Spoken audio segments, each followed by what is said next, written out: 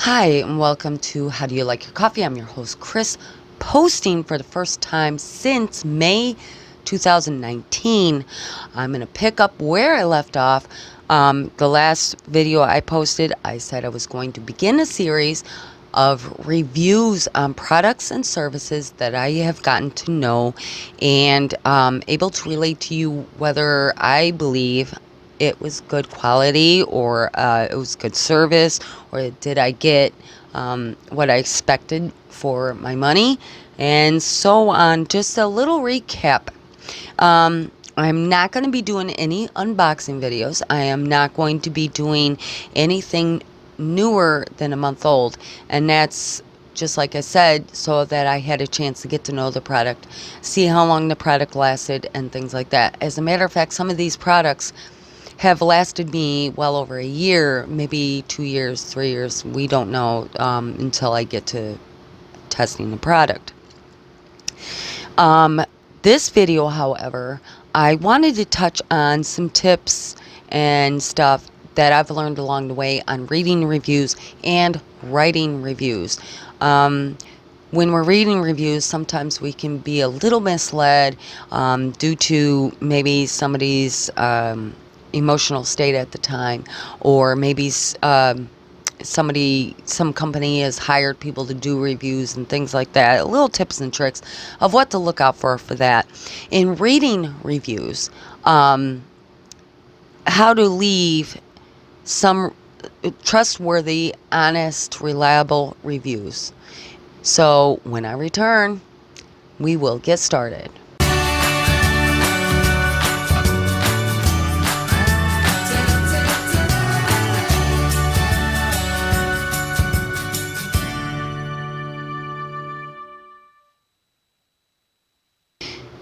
Let's begin with reading reviews. Most of the reviews that you read are going to be, in fact, honest, trustworthy, reliable reviews. However, there is going to be a time when you are going to run into reviews that are not going to be very reliable. And there's a few factors to keep in mind when you're looking in your reviews and you want to know, is this a reliable review? Do I buy this product, or is this product, maybe I should look into getting another one similar to it or like that from another seller. First thing is, some reviews are written based on a person's emotional state at the time. Now, I was in sales back in the 1980s. I was in my teens and 20s. I had when I even just began, it was a little difficult, because when something went wrong, it was a bad product, it was broken, it was made cheaply, or something didn't fit, or the service was bad, something, it was always your fault. It's your fault that it was broken in the package. It's your fault that I paid too much for something that wasn't worth it. So one of the statements they would give to you is, I'll make sure nobody ever shops at this store again. Well, that holds true to today. When somebody is angry, they have in mind that they're going to make sure that they can get as many people as they can not to buy their products because they are angry. And one of the telltale signs that they're angry is they will curse. When people are angry, they curse. And when they curse, they're angry. So look out for that. And sometimes these curse words will be blocked out with asterisks, but they're cursing because the beginning and the ending of the word is there. Other thing that's telltale about it, at least for me it was, or it still is somebody saying, do not buy. And it'll be a one statement or one or two sentences. Came broken, do not buy. Not worth it, do not buy. Piece of, do not buy. And so on. So another thing to keep in mind is some companies, developers of games and apps, they will hire people to leave good reviews. Even scams have hired people to do good reviews.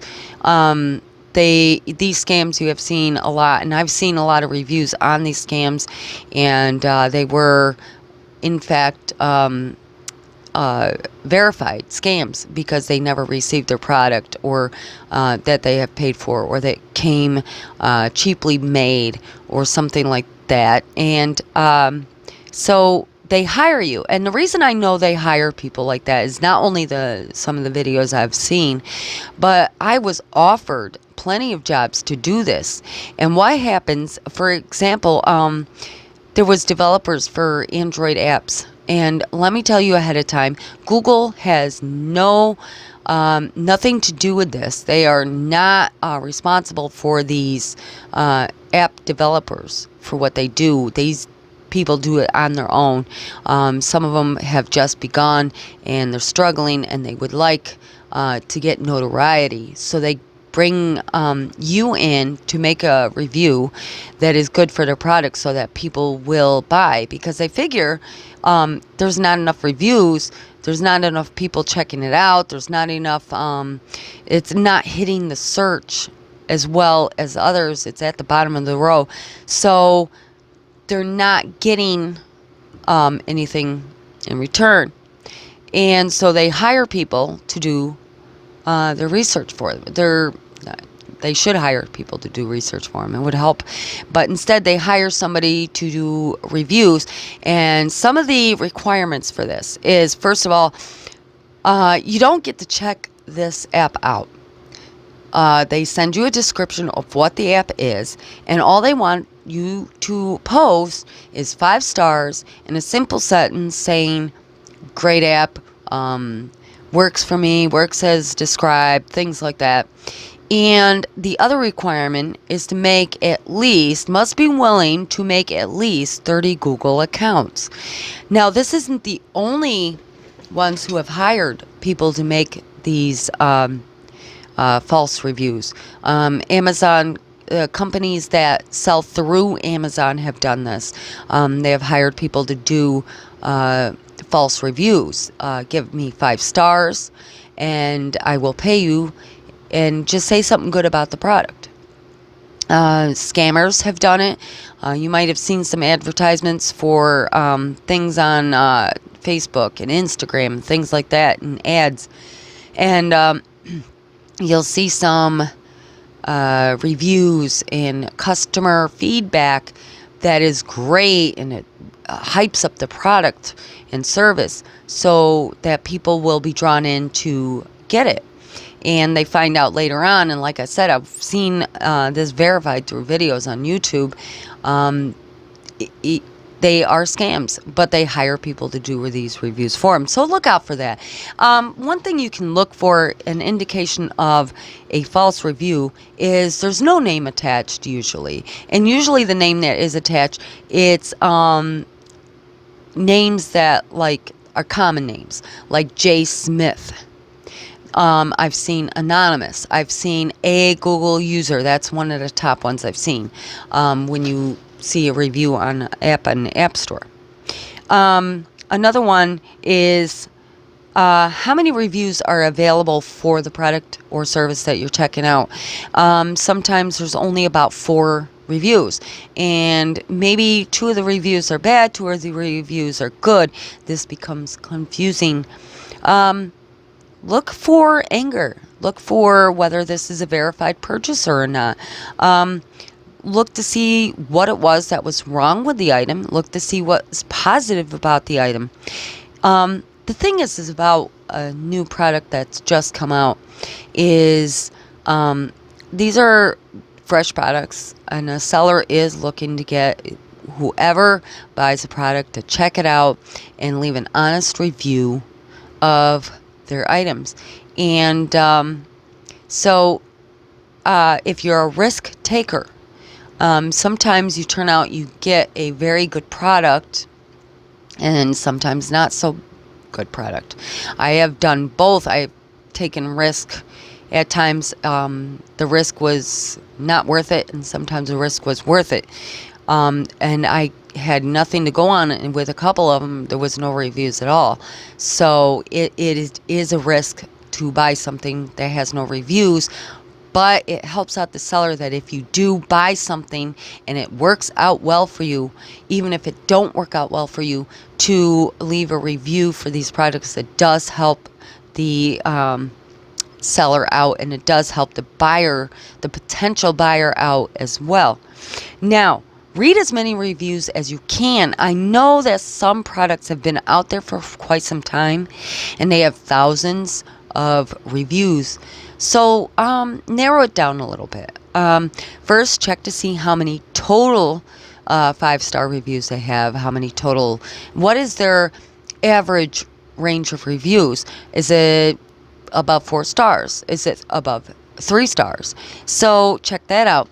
And then check how many 5-star reviews they have, how many 3, and then how many 1.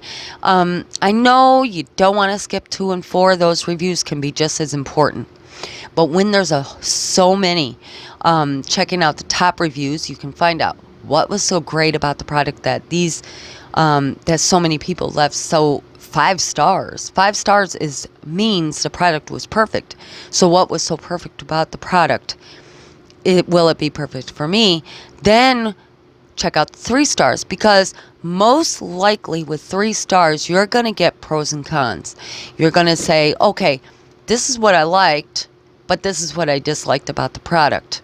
And then with 1-star reviews, you do get to know what was it that was so bad about the product. Weigh these 3 reviews, these 3 types of reviews, these 3 level of reviews against each other, against also what you are looking for in the product. What do you want this product to do for you? I know when I look for cell phones, and I'll probably use this quite often in my video tonight, is when you look for a certain product, you want it to do a certain thing for you. So with a smartphone, not only do I want to make phone calls, I want to be able to get on the internet. I want it to be fast enough to play the games that I play.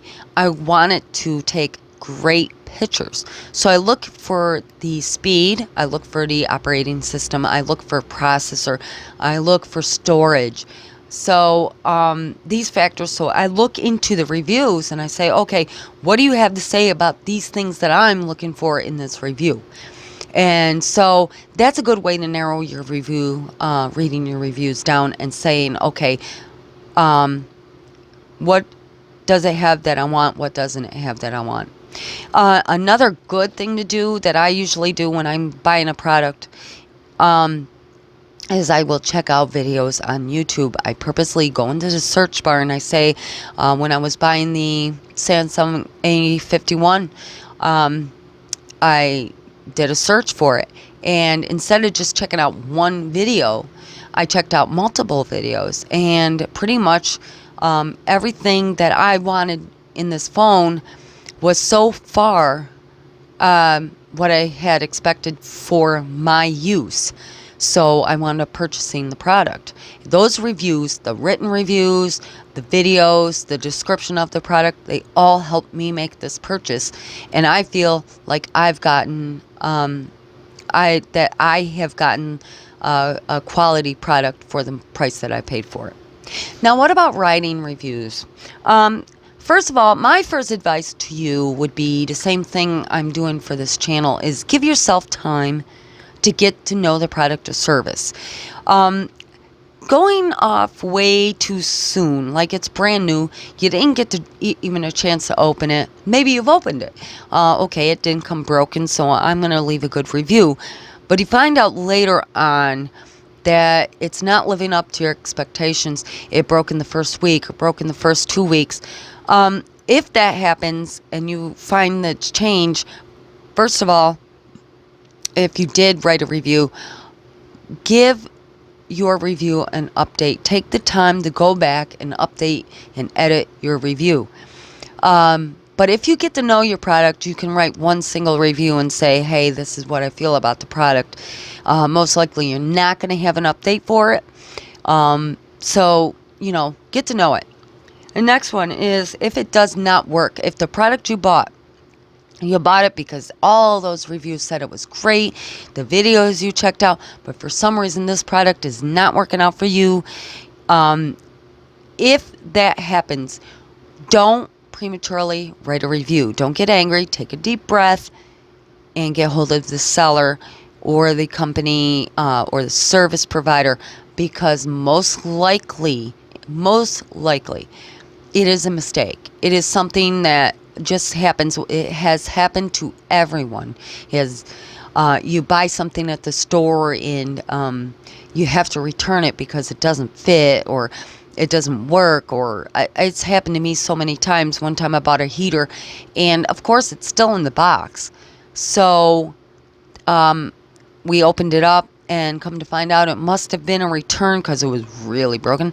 And we took it back to the store, had the receipt and everything, so they apologized and they replaced it.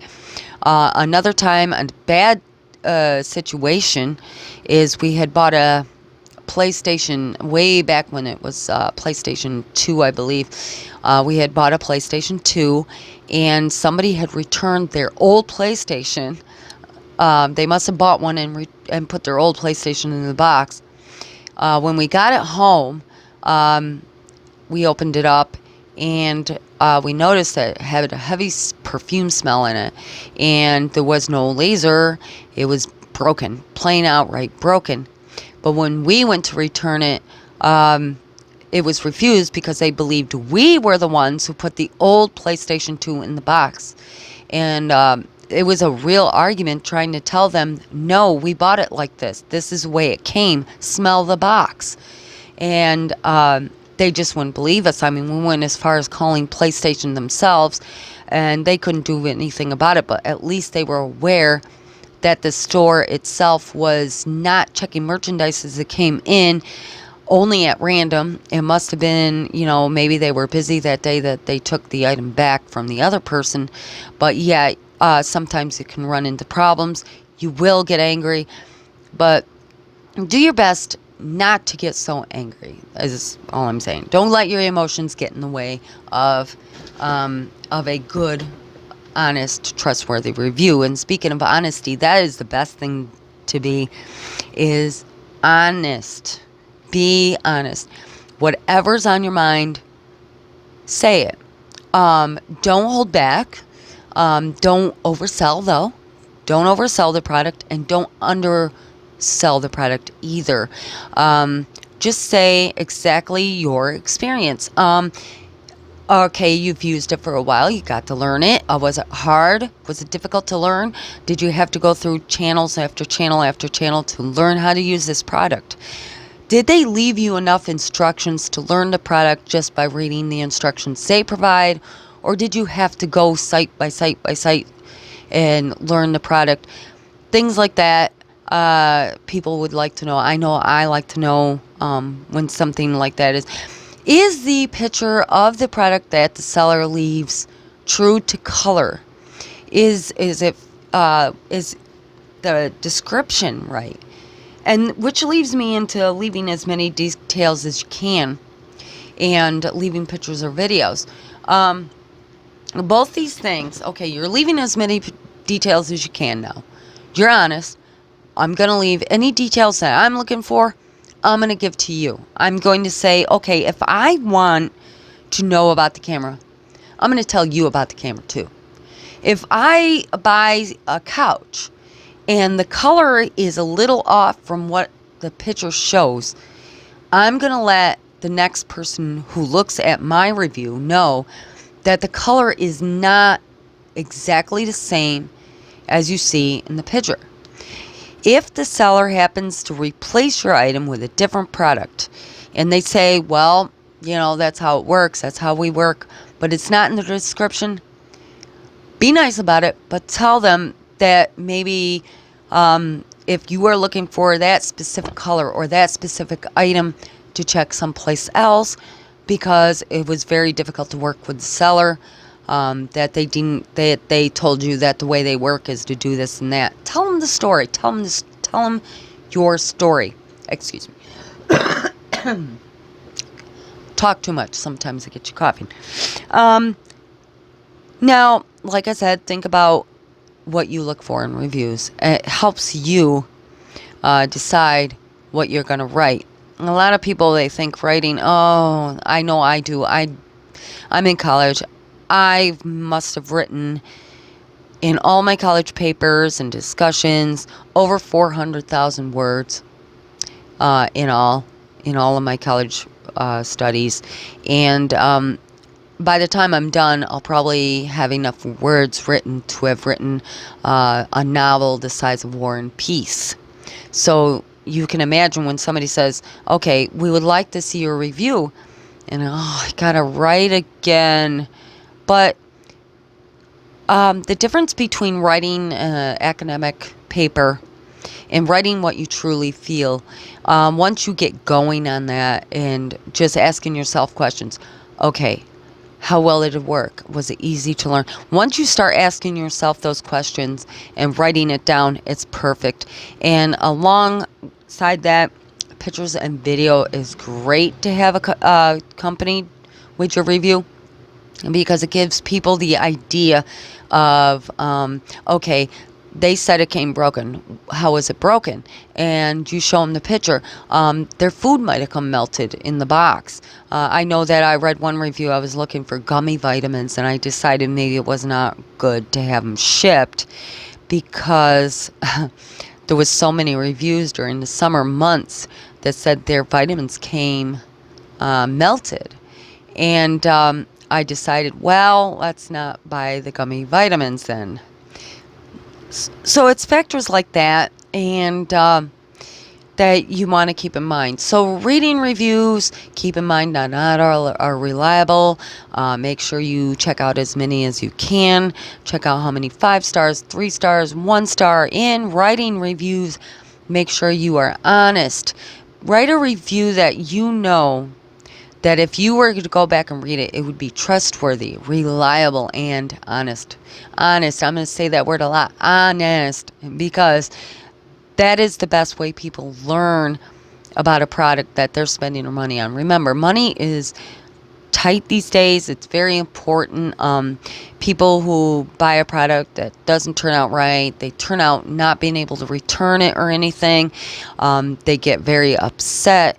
And your reviews will help you do this. Now, before I wrap this up and let you all go, I'm going to do a reminder that I think all YouTubers should do. And it is reminding you that we are still in a pandemic. And one of the things I noticed that, all right, we are told by many videos and on TV commercials, on special public service announcements, things like that, wear your mask, wash your hands, practice social distancing. What they're not telling you, and what people may not be thinking about when they do this, is, first of all, you do not have to wear your mask 24/7. Just remember, you're only going to be outside for so long. And I know it's tough, especially since the heating of summer months are coming up, and we are in the middle of it. It's going to be harder to breathe and stuff like that. But you're not going to be out for that long. You're probably going to be out, if you're shopping, maybe an hour inside the store tops. If you are out on the street, you're taking a jog, try to limit the time if you can't wear your mask around people for very long. And you only have to wear it around people. If you're in your car, you don't have to wear it. If you're out alone in the middle of the night and you're walking your dog, nobody's nearby, okay, have your mask on you just in case some, come about. But you don't have to wear it if nobody else is around. In the store, it's got air conditioning. Most stores have air conditioning. Your good stores are going to anyway, in your restaurants. So it shouldn't be too much of a bother. Those who have to work and wear their masks now, that's another story. And I'm very sorry about that. And I know, hang in there. There will be a day when we will not have to wear the mask anymore. But count your blessings. Remember that you don't have to wear them in your home, in your auto, around your own family and friends. As long as you made your circle of friends a part of your everyday daily routine, and you know where you guys have been and stuff like that. Secondly, when they're telling you to wash your hands, they're saying wash your hands for at least 20 seconds, or sing happy birthday to yourself twice. That's good advice. Very good advice. Keep social distancing. We're still practicing that. 6 feet apart. Being kind to others. Be aware of your surroundings. Look every now and then to your side, and make sure that the person next to you is at least 6 feet away. Now, 6 feet away, just hold your arm out. Maybe you can pretend you're stretching and say, okay, this person is 3 feet away from the tip of my finger. Okay, that's 6 feet or more, depending on how long your arms are. But if you stretch and you accidentally bump them, they're probably not far away from you enough. Be the courteous one, and you kind of back up, because that way, there's no arguments or anything. You've backed up. I know that when this first started, we were in a month into it. There was rules started, and social distancing was one of those rules. However, we went to one of our stores, a local Family Dollar store, and our grocery store was practicing these rules. People were not allowed to stand too close to each other. They were limiting people right and left. But the Family Dollar was not. I was being bumped into from right and left. The line was at least to midway through the store, and we were in line, and I started feeling a little uncomfortable about this. And I thought to myself, well, if I'm uncomfortable about this, then maybe I'm making somebody else feel uncomfortable as well, standing in this line. So me and my sister decided that because we felt this way, we walked out of the line, and we walked around the store a bit and avoided people as much as we possibly could. So a good practice of common courtesy is great for everyone else's and your own well-being. And thirdly, nobody can stress it enough to do the cough and sneeze dab. And that's what we call it here in my family. It's a cough and sneeze dab. Remember, it looks like this. And it's the best way to teach a child do the dab, cough and sneeze dab. They don't have to stick the arm. Do the cough and sneeze dab. That is sneeze or cough into the inside of your elbow. I've heard so many people say, sneeze and cough into your elbow. That's so confusing, because the first thing somebody's going to do is reach for their elbow. Believe me, I've seen it done. It's the inside of your elbow. Yeah. But remember, call it a dab. If you are not wearing a sleeve shirt, it's kind of uncomfortable. Believe me, I know. I'm like that right now. Have a hanky handy. They sell bandanas that are really pretty. You can keep one maybe hanging on your shoulder. I'm wondering where I put mine. And not right with me right now, but it's good to keep it hanging on your shoulder so that you can cough into it if you need to. It always helps me. It helps me to do that if I'm not wearing sleeves, because it's kind of hard to sleep in the sneeze and cough into bare skin. Okay, this is where I end it and say my farewells. So that means I'm going to tell you to keep the coffee hot and those pinkies up. Oh, it's so nice to say those words again. I'm going to say them again. Keep the coffee hot and those pinkies up. I will be seeing. No, I will not be seeing you. And I got to correct that, because just to make you feel less uncomfortable, I cannot see you. I know I'm looking into my lens of a camera. I cannot see you. So breathe easy. You will be seeing me, however, next time. Until next time, stay safe and take care.